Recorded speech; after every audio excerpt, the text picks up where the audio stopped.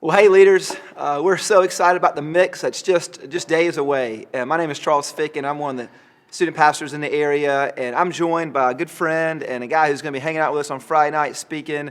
He's no stranger to student ministry, Stuart Hall, and we just wanted to sit down and just create a little resource for you to help you as you move into the weekend, because what can happen over this weekend has the potential to be life-changing, and where we're headed with our content, we just wanted to make sure that you were, aware, you were equipped, and just prepared for such a pivotal weekend. So, Stuart, man, known you for years, and I think all of your professional career, you've been in and around student ministry. I probably couldn't do anything else. That's right. Well, you're so good at it. I mean, you're an incredible speaker. You're gifted. You speak all over the country.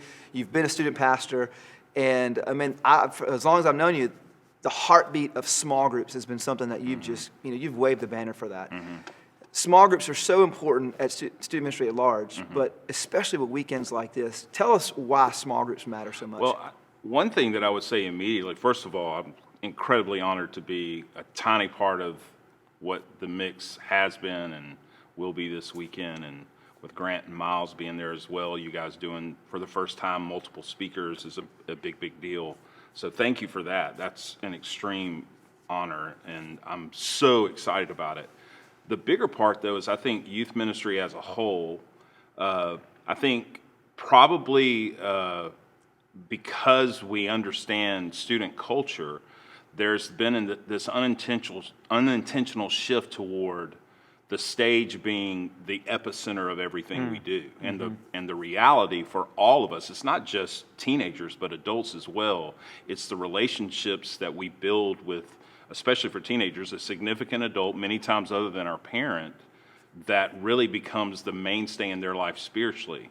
They much more remember an adult who cares about them than they do anything that's going to be said from the stage. That's why the men and women that are watching this who lead small groups as volunteers are really the heroes of youth ministry, and many times are the ones that are under, they don't get the limelight, and they should. So in y'all's brilliance with the mixed leadership, doing something to help the heroes understand just how significant they are is gold. Man. So that's why we're sitting here having this discussion. Yeah. Teenagers are the same everywhere around the country. It doesn't matter if you're East Coast, West Coast, South Dakota, or Key West, Florida. Teenagers will always gravitate to the oldest person in the room who takes them seriously. And that's the advantage a small group leader has over everybody else at the mix. If you will take teenagers seriously, they're going to gravitate towards you, and then you have an ability to speak into their life. Man, I love that. And you have now spending so much of your professional, time diving into student culture, trends, faith of these Gen Zers. I would love it because I feel like I would call you an expert right now in Gen Z. Yeah, because that's questionable. Well, because of how much you're researching, how much you're trying to learn and soak in, and you're a wealth of knowledge. So could you just help us understand a little bit more about the Gen Z culture, and specifically the students that we're going to be interacting with over the next, course of the weekend? A lot of that is more because Kelly and I are the parents of 3 Gen Zers. We have a son who's 24, a daughter who's 22, a daughter who's 19. They're on the back end of Generation Z, but Generation Z, just for us to have some context, if a kid has been born between the years of 1995 to 2012, if they were born within that gap, they are considered by experts Generation Z. Generation Z is marked by a couple of things that we have to take seriously as leaders. One of those things is they are the most anxiety-ridden generation in the history of our country. A lot of experts point that toward the economic crash of 2008. They are the first generation since the Great Depression to live during a time where there was an absolute economic bust. Many of them have seen their parents lose their wealth.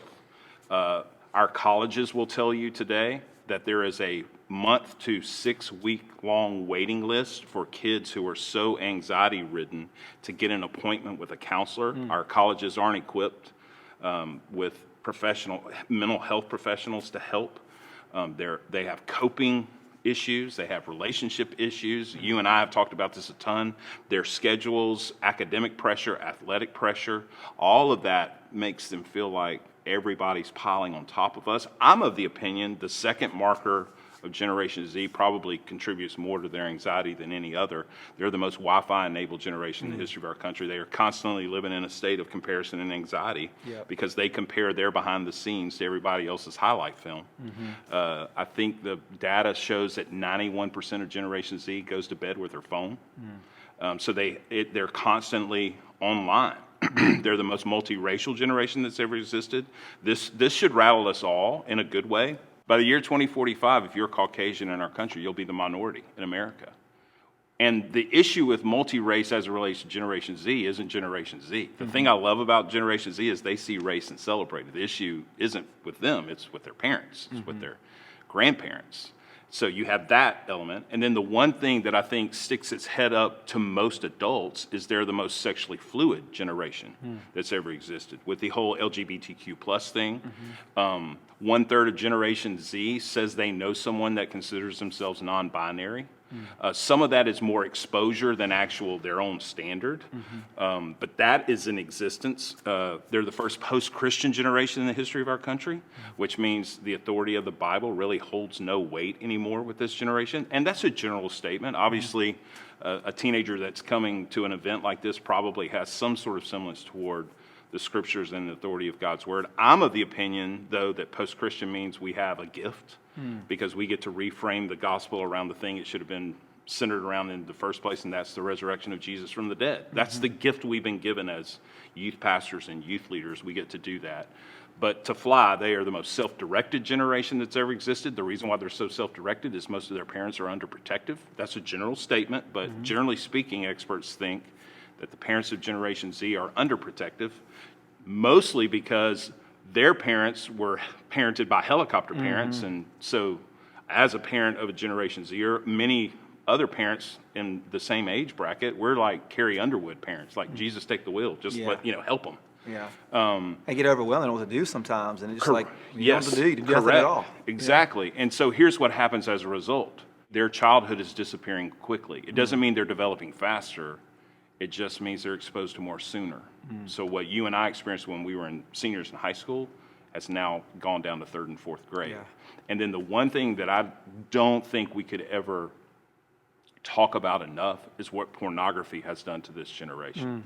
84% of Generation Z says that they have received some sort of sexually explicit message, for whether it's text or email. Half of Generation Z has received a nude picture.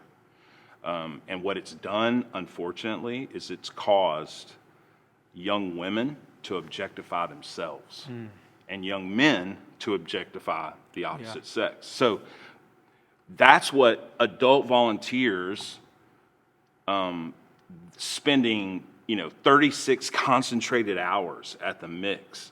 That's why what we're doing is so important. That's why you guys are so important, because this generation will be sitting in circles in homes, completely confused many times. Not every kid, but there will certainly be some teenagers at the mix who, whether it's any of the things that I just talked about or something else, they really need to find a place where they feel like they belong. That's the reason why you guys have brilliantly chosen the theme that you have. Yeah, well, thank you so much for unpacking that. Super helpful for all of us. I think the more that we can get to know this culture, the better positioned we are as leaders to help our leaders and to lead our ministries. And so, you mentioned the word belong. That is kind of the focus of our entire weekend is this word belong. And deep inside all of us is that need, that core need to belong. And I think for a lot of ways, that anxiety and that comparison is all, it finds its root maybe in that desire to belong and to fit. And so we're going to talk about that, and you're going to speak and kick us off on Friday night. Right. And in our kind of prep session, we talked about this one statement that if we're going to have any hope of influencing the next generation, that we're going to have to offer unconditional belonging prior to belief. And that was one of those statements, like, I got to chew on that a little bit. But will you unpack that for us? Because I think there's a lot of truth to that. Yeah, and it's difficult to simplify because it's a bit complex, but one way to consider that statement is this idea that for a lot of adults that will be leading a small group, we grew up during a time where you figured out who you were from an identity perspective, and then who you were from an identity perspective informed where you belonged. This generation has flipped that on its head. And now they're looking for a place where they can belong. And they many times will begin to craft their identity based on who accepts me, who allows me to belong here, who knows my junk and yet loves me anyway. Thus the reason why we have to offer belonging, unconditional belonging, much prior to belief many times. So consequently, what happens in small group, what happens with your respective church as it relates to how do you treat the marginalized? How do you treat the kid who has a history and a reputation and a past? The kid who may have some sort of question about their character? Those that are battling with some of the sexual identity things that we've talked about. Are we willing to go, you belong here. We love you because Christ Jesus and his love compels us to love you. I love what 1 John 4 says. John says that we have the ability with a God that cannot be seen to bring his love to full expression through us. Yeah. And that's really the point, is that through what we say on the stage, how we worship, how we interact with students, but most importantly, what goes on in the home, can we offer the full expression of God's love so that they feel like, I belong here, to give them a chance to begin to walk this journey of placing their faith and trust in this person, Jesus, that we know is the greatest choice they can make. That's so powerful. Hey, take us there from the Friday night talk and give us an insight just into where we're going, how you're setting that up, and what do our leaders need to know as it relates to where we're going Friday night? Well, there's one illustration that we've talked about that I feel like would really help spark conversation for small group leaders. And I want to give teenagers the ability to show us as adults. Too many times what we do as adults is we think we understand the next generation, when in reality they understand themselves, or at least in practice, much better than we do. So I'm going to do an illustration where we have students up on stage holding things that this generation tells us they battle with. And then I'm going to ask the audience to put them in order of the easiest thing for them to talk about all the way to the most difficult thing for them to talk about. And what those 7 things will do is help a kid who's sitting in the audience go, that's me. I'm there. And then the question becomes for all of us, can we be a safe place for that person to feel like they belong? Because what Jesus shows us in all 4 Gospels is that people who were on the margins, and even those that were incredibly uber religious, but found themselves marginalized. Jesus said, no, let's, he goes to Zacchaeus and goes, bro, I want to do life with you. Well, Zacchaeus was the most hated dude in town. So can that teenager who is sitting there Friday night identify with, that's my deal. I feel exactly like he's saying, but yet this is a place that's offering me unconditional belonging. What we feel like will happen, and what we've discussed, is that sets up a small group leader to have some incredible conversations, which also means that there may be a bomb that's dropped in a small group session. And the good thing that small groups leaders can do, and the part of the reason we're doing this video, is that small group leaders need to be prepared. From the get-go, when you sit down that Friday night, every teenager in your group needs to feel like this is a safe place. And there's some practical things that you can do there, making sure that you are talking to every kid, that no kid is sitting on the fringes, that everybody is feeling involved. Hopefully we can provide even maybe some interactive things to get kids laughing and feeling good, so that if something is shared, that everybody knows this is a safe place. Not every teenager will take that seriously. And to be very candid, it may be that kid that is battling with something that's a little deeper than just, a normal thing, more times than not, they're not going to share that to the whole group. They're going to want to have that conversation in private. But if they do share it to the whole group, that we are able to say to other teenagers, wow, that's courage. That is so brave, and we need to be so for each other that what was just shared needs to stay within the context of this, so that we can help that person get whatever help they need. That's so helpful. there may be some things that feel outside your There will be some things. There may be some things that are outside your wheelhouse. And the good thing that I think all of us need to remember is none of us in this room are mental health experts. We're not sexual identity experts.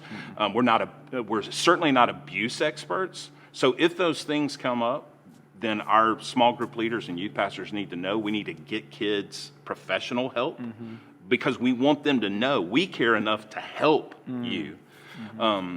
But more than anything, for a teenager to have a conversation with an adult who cares about them. Many times students can't talk to their own parents about these things. That is a way for the love of Jesus to be brought to full expression to others. I'll leave that idea with this. It's really difficult for a teenager to believe in a God that they cannot see.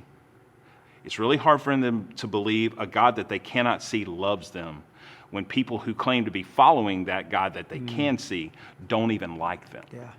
And so we want to help small group leaders go, I'm for you, I believe in you, I love you, let me help you take the next step. Yeah, I love that. So take us there on Friday night. There's a student who was in the session and man, something was inside of them that they wanted to just, I feel like I've got the courage. I want to share. I feel like this is the time. And they get to that point and they share that. You just talked about what, as participants in a small group, how we should receive that student. But what if the leader is hearing something that's like, whoa, is way over their pay grade? Correct. You know, what do they do? Well, first of all, there's no guarantee that something big is going to happen, but if it does happen, I think the first thing that all of us need to understand is most of us as volunteers aren't professional, counselors, and we can't act like we are. We don't need to pretend like we are. That can be more dangerous than not giving any counsel at all. But the second thing, and I think this is really important, is I call it the graceful swan theory, that on top of the water, you need to look controlled. You may be frantically paddling underneath the water because of what was shared, but your body language communicates something to the entire small group. And I was mentioning this to you guys before. I learned something from the Mr. Rogers movie that Tom Hanks played Mr. Rogers. Anything that is mentionable is manageable. So if a kid says something, now the fact that they've actually vocalized it, we can now go somewhere. And you've got to make a determination as a small group leader. I don't have the bandwidth to handle this. That's why you have a student pastor. That's why there are other leaders that have some expertise in this, and we want to, get you help. It could be that all they really need to do is meet Jesus, and we can all get there. Yeah. But if it's something that it has to do with endangerment of their life or something where there's some mental health issues or anxiety is making them feel a certain way, we want to help students, because part of the issue with this generation is they don't feel like they can go anywhere and where they can actually tell their story. So, graceful on top of the water, paddle hard under the water, and then make a determination, do I need somebody else to help me with this, or is this something? And the only way you can know that is to take that conversation further, but probably away from the group, because everybody doesn't need to know something, but somebody needs to know everything. And maybe you can be that person as the leader. Well, sir, that's so good. And what an opportunity that we have. Unbelievable opportunity. As leaders to create a culture that is a safe place for students. They desperately need that safe place. And the church should be the safest place on the planet for teenagers to talk about anything. And we get that opportunity. And leaders, we're hoping and praying that God just gives you the courage to lead out. And I think what you've said is so helpful today. Give us just one thing that we might be doing individually or even collectively as we prepare for the mix. I'd love to tell two quick stories and then the thing that I think we've got. Yeah. One quick story is I was just in South Georgia this past weekend when we're filming this, and I meet two teenagers whose father committed suicide in front of them. You have that extreme. 2 years ago, my wife and I met maybe the biggest oil man I've ever met in my life in Odessa, Texas. And after something that I said along the lines of what we're going to talk about Friday night, he came storming out of the worship center toward me, and I literally thought he was going to kill me. But he couldn't talk. He just put his hand on my shoulder and just started weeping and said, "Thank you." And his wife ran into my wife's arms. And she said this. She said, "Thank you for what you talked about, because we have a daughter who's just come out to us. And we've been made to feel guilty because all we want to do is love our daughter." And the guilt was coming from the church. So you have those extremes, and then a lot in the middle. And those extremes and everything in the middle, to me, points every single one of us, we have to pray more than we say. Because there are things that only the Spirit of God can do. Only Jesus will change. He's the ultimate acceptor. I mean, that is the message of the gospel, that when we were in the biggest pile of junk that we could be in, Christ died for us so that we would know that God loves us. So pray more than you say. If you pray more than you say, then it makes what you say a lot more powerful. Wow. And Stuart, one thing I want you to know about our weekend is we've got an incredible team. And leaders, I want you to know we got an incredible team that are praying around the clock the entire weekend. And that every student's name is listed, and every student's name is being covered, and leaders are being covered, because prayer matters so much. So leaders, we hope that you feel a little more confident. We're praying with you, and we can't wait for the Mix 2020.